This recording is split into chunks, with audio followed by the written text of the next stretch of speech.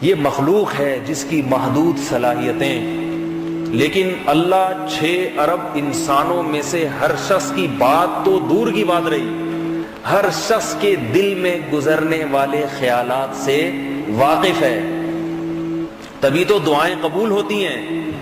حالانکہ ایک وقت میں کروڑوں لوگ دعائیں مانگ رہے ہوتے ہیں، ہر ایک کی دعا دوسرے کی دعا کے وقت میں اور ایک ہی جگہ پہ بیٹھ کے اللہ ہر ایک کے دلوں میں جھانک کے دیکھ رہا ہوتا ہے۔ یونس علیہ السلام جب مچھلی کے پیٹ میں تھے تو اس وقت بھی تو بہت سے لوگ اللہ سے کیا کیا مانگ رہے ہوں گے۔ اللہ نے ان لاکھوں آوازوں میں یونس علیہ السلام کی آواز بھی سنی جو مچھلی کے پیٹ میں اللہ کو پکار رہے تھے، لا الہ الا انت سبحانک انی کنت من الظالمین۔ ایسا نہیں ہو اللہ نے یونس علیہ السلام سے کہا ہے یونس پہلے باقی مخلوق کو ذرا چپ کرا دوں پھر میں تیری سنوں گا۔ زکریہ علیہ السلام بوڑھے ہو گئے، اولاد نہیں ہے، بڑھاپے میں اللہ سے دعا مانگتے ہیں کہ اللہ مجھے اولاد دے دے۔ اس وقت اور بھی تو لاکھوں لوگ اللہ سے کیا کیا مانگ رہے ہوں گے۔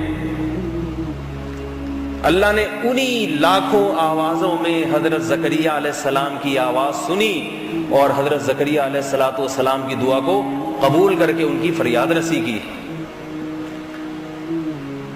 لاکھوں حاجی جو بیت اللہ کا طواف کرتے ہیں، عرفات کے میدان میں کئی لاکھ کا مجمع کھڑے ہو کر کچھ اجتماعی دعا مانگتے ہیں، کچھ انفرادی مانگتے ہیں۔ حدیث میں آتا ہے، روایت ہے کہ عرفات کے میدان میں دعائیں اتنی قبول ہوتی ہیں کہ شیطان عرفات کے دن جتنا ذلیل ہوتا ہے پورے سال اتنا ذلیل نہیں ہوتا، اور مٹی اپنے سر پہ، خاک اپنے سر پہ ڈال رہا ہوتا ہے۔